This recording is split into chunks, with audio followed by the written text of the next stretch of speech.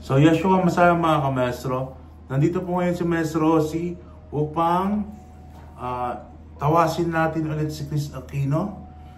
Part 2 po to ng pagtatawas natin.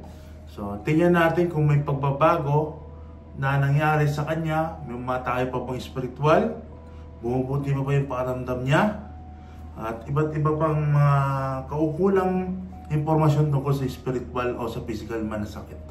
Nandito po ulit si Maestro Ozzy upang tawasin si Chris Aquino for the second time mga kamestro.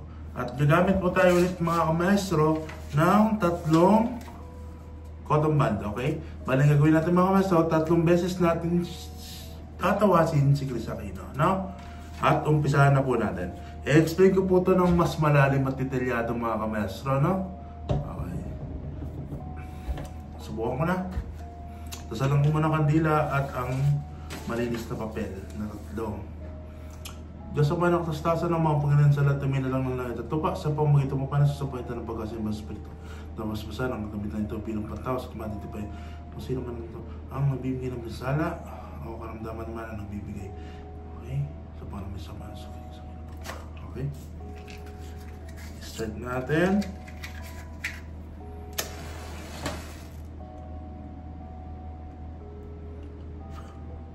Update.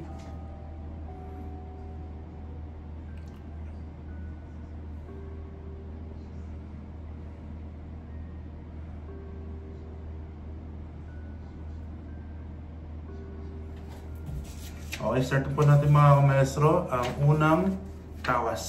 Okay?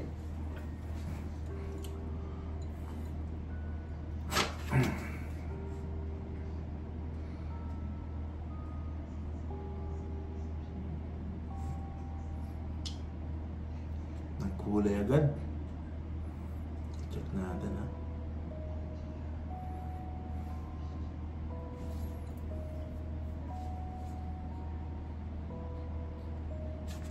Okay.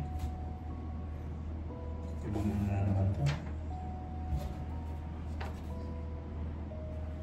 So tingnan nyo mga kamestro. Tingnan nyo ha. So tingnan nyo. Okay. Guguhit ko. Panibago to, natalo na yung ano. Yung dating kumukulam, natalo na. So, panibago na naman to. Ayaw talagang tigilan si Chris Aquino. Si Madam Chris Aquino. Ayaw talagang tigilan sa spiritual. Marami talagang marami talagang naiinggit, nagagalit. Hindi ko alam kung bakit ganun.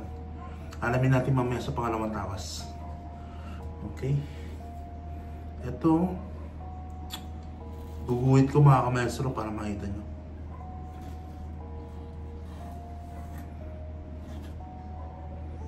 Okay, ito. Braso to.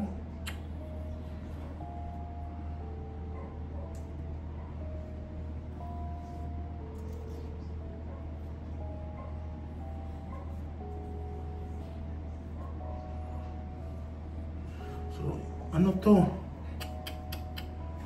Iba na naman. Yung babae wala na. Natalo na. Kasi alam ko maraming tumulong sa atin sa spiritual. Hindi lang ako ang tumulong kay Chris Aquino na talunin yung mangkukulam na yon. Natalo na yun at meron na naman panibago. Diyos ko. Meron na naman. So, ito lalaki. Lalaki naman to ngayon. Mga kamestro, lalaki naman to. So ito. So ito kita nyo. Katawan ng lalaki yan.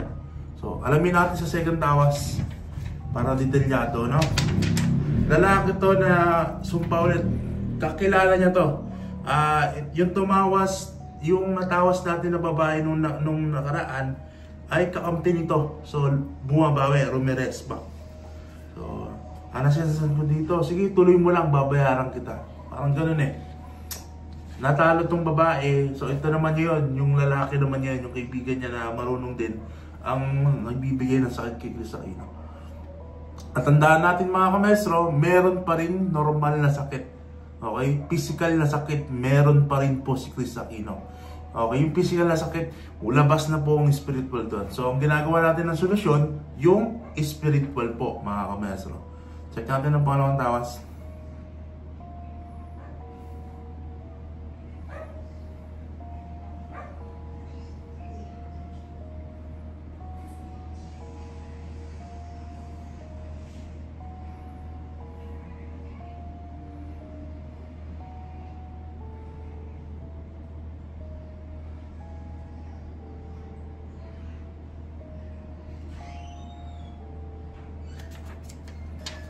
Ito, yun, huli ka. Balbon. Huli, wala kang kawala. So ito lalaki. Okay, ito na lalaki. Ang ginagawa, tinitira naman ngayon ang tiyan, bandang tiyan ni Chris Aquino. So ito yung lalaki. Ayan. So ito yung tiyan, no? Ito. Nagre-ritual tong lalaki, nire-ritualan niya to. So ito yung lalaki. Okay, yan. So ito yung ritualan, no? So ito yung mga gabay, nakakalaban to kasi matasantas, kung bala dito tatatlunin natin tong damugo na to. Okay. So yan na. So ito yung ritual. Okay. Ito yung lalaki mga kabeso, ano? Ito yung lalaki kasi ito nagre-ritual siya. Ang tinitira ngayon niya sa katawan ni Chris ay yung sa tiyan, bandang tiyan. Internal, yung mga bituka. So, wala namang nagawa si Madam Miss Chris Aquino. Ba't kinaganito nila? So, kinakaingitan talaga, no? So, sige. Lalaki na ako, lalaki siya pa rin to. Last sa tawas, tapos ang gagawin natin, tatalunin natin to. Akong bahala dito, kukumbate natin to. I-distant healing natin to. Distant combat astral. Akong bahala dito. Tingnan natin kung madadaig niya yung kapangyarihan ng Diyos sa atin. Pangatong dawas.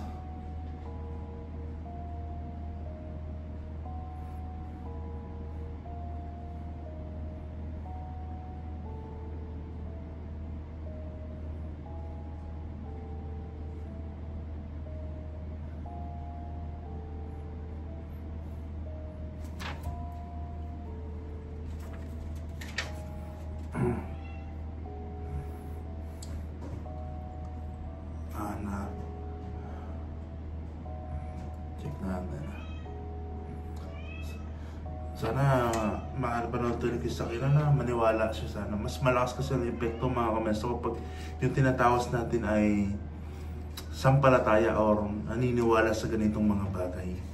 Kung hindi naniniwala, ay okay lang naman. Pero mas maganda talaga naniniwala ang mga tinatawas. May epekto rin naman mga kamesto. May epekto din. Yung kahit naniniwala, ginagamot mo ng bali, may epekto yun. Pero mas maganda kung naniniwala sa ganitong mga gawaing spiritual sa lihim na karunungan. So, check natin, no? Ito na may lalaki. Ito yung katawan. Pero ito talaga, oh. Diyan talaga, lumilitaw, oh. Ito si Madam Chris Aquino. So, nire-ritualan talaga to. Ito yung lalaki, oh. So, yan. Ito. Diyan naman yun ang pupunta rin. Okay, yan. Ito yung lalaki. Ito yung gumagawa. Yan, ito. Kasi ito naman, si Madam Chris Aquino, yung tiyan pinapalaki. So, balak to. Okay? So, kung kontrahin natin to, tutulungan natin si Madam Chris Aquino, ano? So, okay. Ano na natin? Start na natin to, ano? Ako bahala dito. Tulungan natin si Chris Aquino. So, mga gusto magpatawas dyan, kontakin nyo lang sa Facebook page ko, no? Kasi ako na bahala dito. So, pakita ko sa inyo, ha?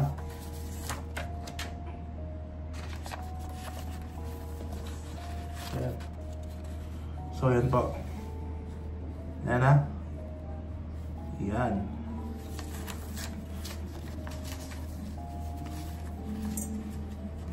Okay. Katapusan na nito. Ako pa nakakuha. Ako pa nakahuli sa'yo. Pasensyahan tayo. Masama ang ginagawa mo sa tao. Diyos ang manang kastasan ng mga pagkain sa lahat ng bilang lang ito pa sa pamagitang mo paano sa pagitan ng pagkasin ng Espiritu.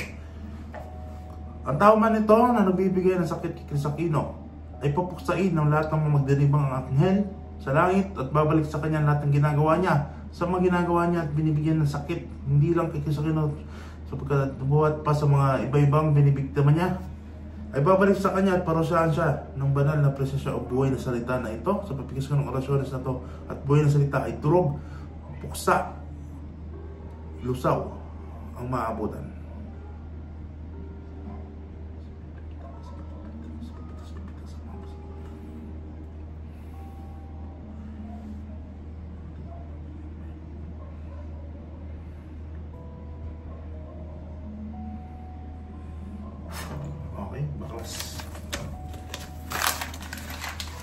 Pasensyahan tayo, ako nakahuli sa'yo.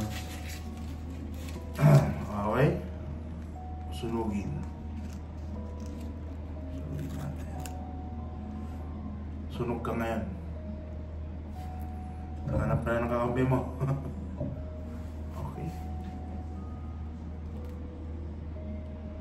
Alright, maraming salamat mga kamestro. Yun po ang tawas natin kay Kisakino. So, ang may kagawa nito, pinapagawa na naman siya.